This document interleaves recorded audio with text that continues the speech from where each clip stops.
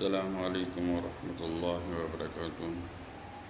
میں آپ کا روحانی معالج محمد عرفان چشتی قادری نقشبندی سہروردی۔ آج میرا موضوع ہے دشمن سے نجات۔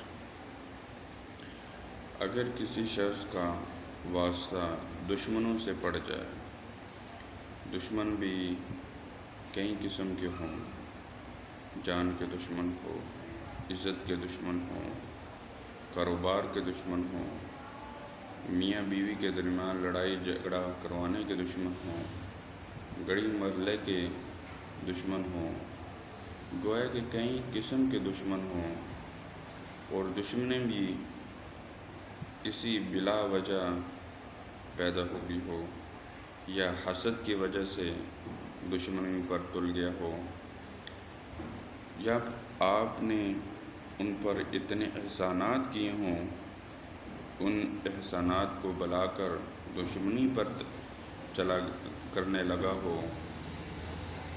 تو ان کی دشمنی، ان کے شر اور ان کے فتنے سے محفوظ رہنے کے لیے آپ کو میں عمل بتاتا ہوں۔ اگر وہ آپ کریں گے، انشاءاللہ ان کے شر اور ان کے نقصانات سے محفوظ رہیں گے انشاءاللہ۔ آپ نے فجر کی نماز قضا نہیں کرنی۔ فجر